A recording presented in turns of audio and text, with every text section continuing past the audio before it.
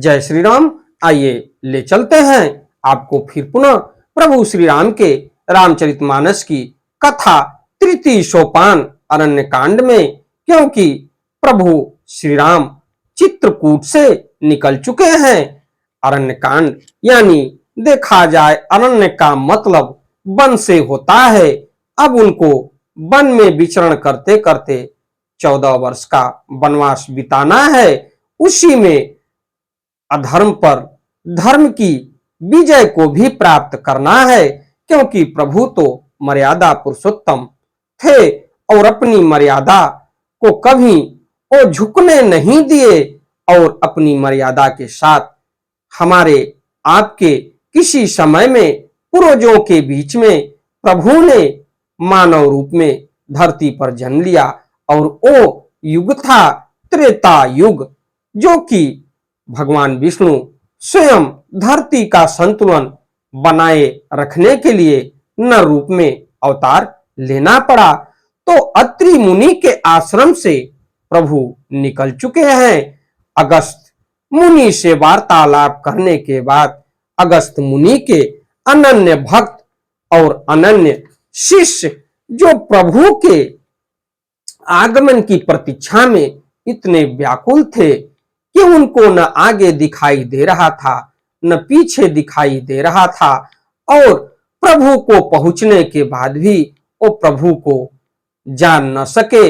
अंत में प्रभु अपना चतुर्भुज रूप धारण करके उनके हृदय में वास किया, तब जाके उनकी निद्रा टूटी। तो इस कथा को मैं आपको आगे ले चलता हूं, जिसमें विराट नामक राक्षस का भी प्रभु ने वध किया। तो आगे चल के बड़ी मार्मिक कथा है जो हमारे आपके बीच में चल रही है। इसको आप सुनिए, समझिए और पढ़िए, क्योंकि अंत समय में अगर हमारा कल्याण होगा तो प्रभु श्री राम के चरणों में समर्पित होने से ही और भोलेनाथ के चरणों में समर्पित होने से ही दूसरा कोई रास्ता नहीं है। ओम श्री जानकी वल्लभो विजयते।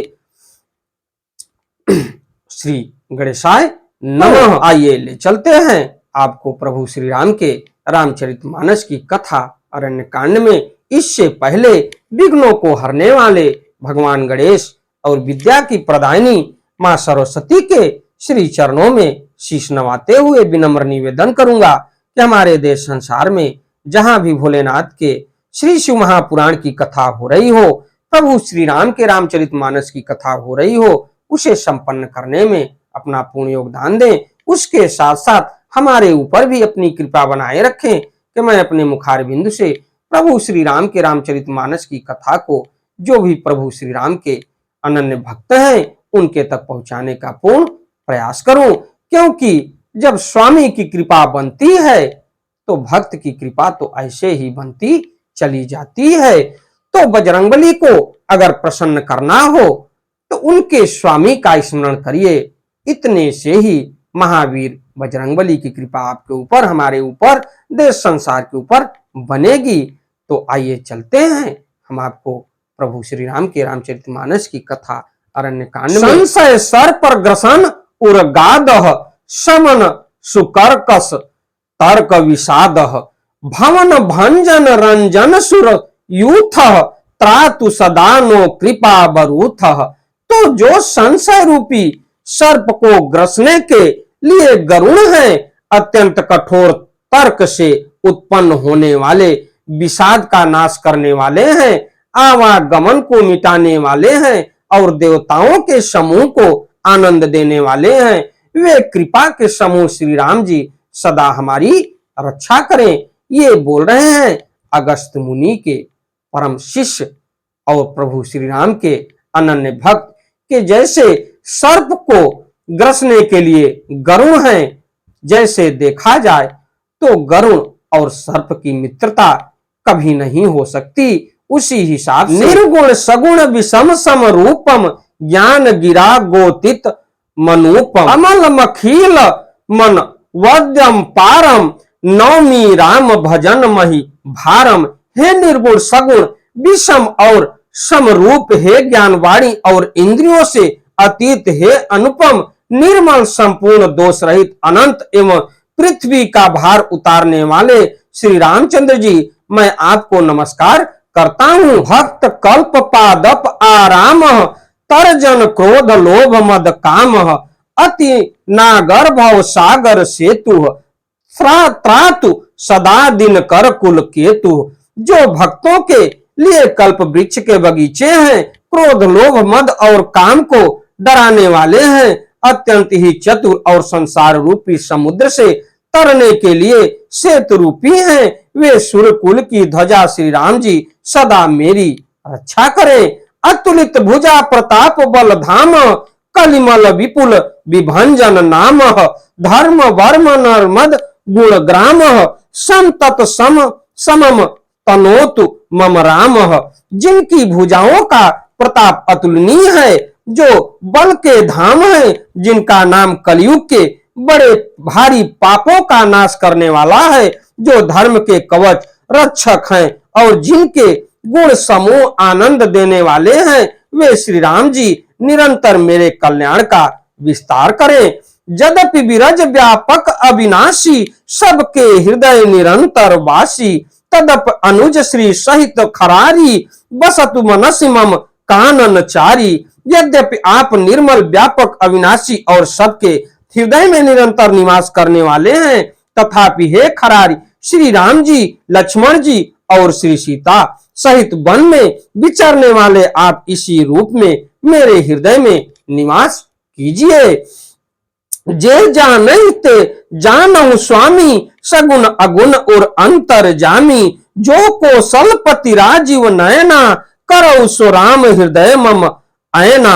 हे स्वामी, आपको जो सगुण निर्गुण और अंतर्यामी जानते हो, वे जाना करें मेरे हृदय को आप। ऐसा तो कौशलपति कमल नयन श्री राम जी ही अपना घर बनावे।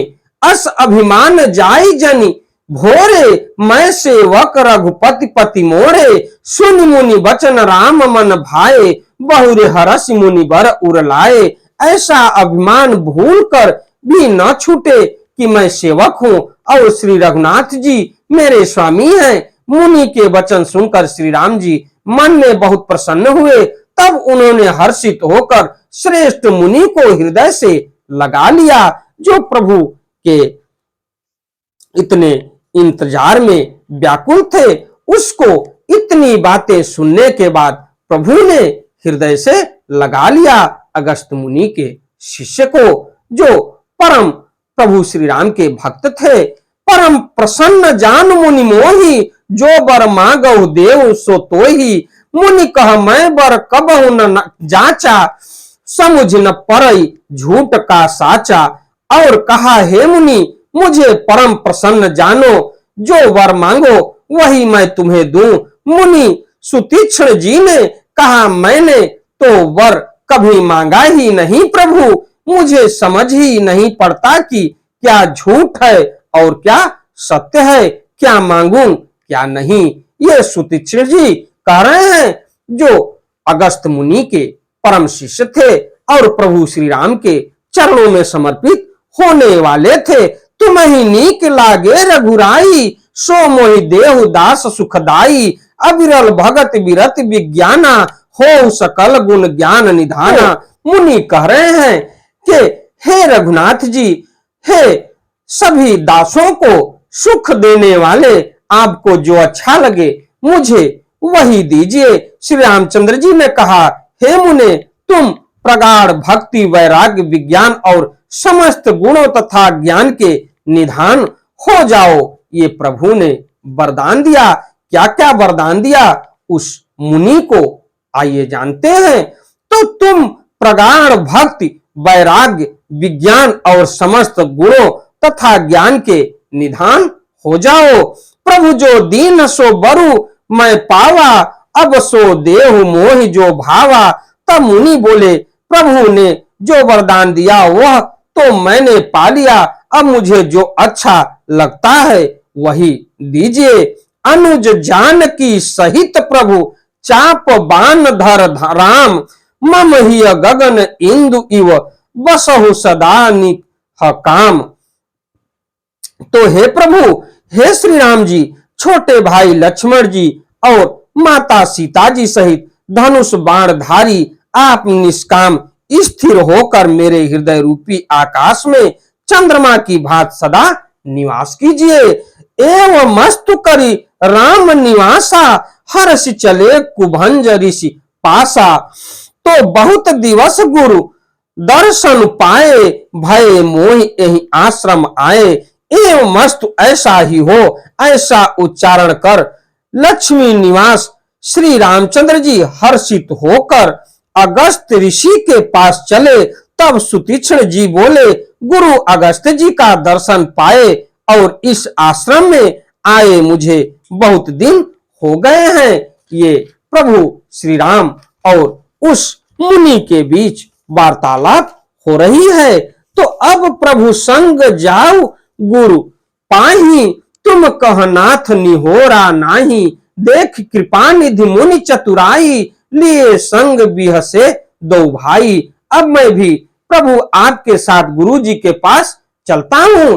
इसमें हे नाथ आप पर मेरा कोई एहसान नहीं है। मुनि की चतुराई देखकर कृपा के भंडार श्री राम जी ने उनको साथ ले लिया और दोनों भाई हंसने लगे। प्रभु श्री राम और भैया लक्ष्मण, क्योंकि अगस्त मुनि से मिलने के लिए प्रभु श्री राम जा रहे हैं और वही मुनि कह रहे हैं कि प्रभु मैं भी आपके साथ चलूंगा अपने गुरुजी से मिलने के लिए, लेकिन इसमें आपका कोई एहसान नहीं है। और इसी के वजह से भैया लक्ष्मण अब प्रभु श्री राम मन ही मन हंस रहे हैं। पंथ कहत निज भगत अनूपा, मुनि आश्रम पहुंचे सुर भूपा। तुरत सुतीक्षण गुरु पहि गयऊ, करी दंडवत कहत अस भयऊ। तो रास्ते में अपनी अनुपम भक्ति का वर्णन करते हुए देवताओं के राज राजेश्वर श्री राम जी अगस्त मुनि के आश्रम पर पहुंचे। सुतीक्षण तुरंत ही गुरु अगस्त जी के पास गए और दंडवत करके ऐसा कहने लगे, नाथ कोसला धीश कुमारा, आए मिलन जगत आधारा। राम अनुज समेत वैदेही, निस दिन देव जपत हऊ जेहि।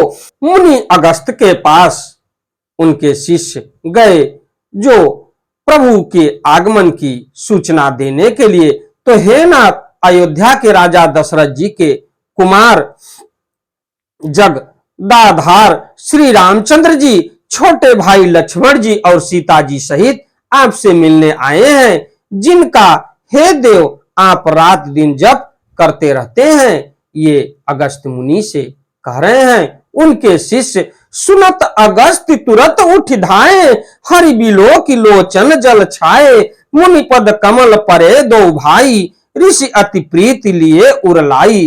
तो ऐसा सुनते ही मुनि अगस्त ने प्रभु के अगुवाई में निकल पड़े और दोनों लोगों का मिलन हुआ। यह सुनते ही अगस्त जी तुरंत ही उठ दौड़े। भगवान को देखते ही उनके नेत्रों में आनंद और प्रेम के आंसुओं का जल भर आया। दोनों भाई मुनि के चरण कमलों पर गिर पड़े। ऋषि ने उठाकर बड़े प्रेम से उन्हें हृदय से लगा लिया। तो कितनी ऊंची बात गोस्वामी तुलसीदास जी ने लिख दिया है कि वो तो अगस्त मुनि अंतर्यामी थे, वो सब जान रहे थे, लेकिन प्रभु के लीलाओं को वो अपने आंखों से देखना चाहते थे। सादर कुशल पूछ मुनि ज्ञानी, आसन बर बैठारे आनी।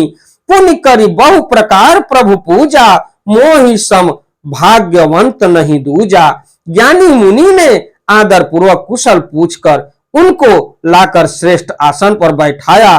फिर बहुत प्रकार से प्रभु की पूजा करके कहा, हे मेरे समान भाग्यवान आज दूसरा कोई नहीं है। ये अगस्त मुनि कह रहे हैं। जहां लगी रहे अपर मुनि वृंदा, हर से सब बिलोक सुख कंदा। वहां जहां तक जितने भी अन्य मुनि गण थे, सभी आनंद कंद श्री राम जी के दर्शन करके हर्षित हो गए। मुनि समूह मह बैठे, सन्मुख सब की ओर।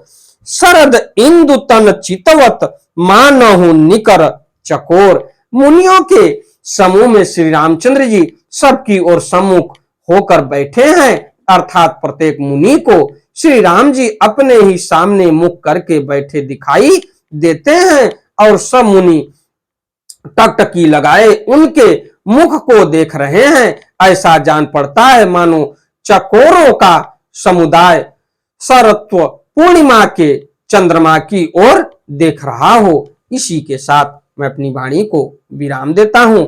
हमारी कथा, हमारी वीडियो आपको अच्छी लगे तो वीडियो को लाइक करिए, शेयर करिए, चैनल को सब्सक्राइब करिए, बेल आइकन दबाना न भूलिए, जिससे हमारी कोई भी महत्वपूर्ण धार्मिक वीडियो आप तक शीघ्र पहुंचे।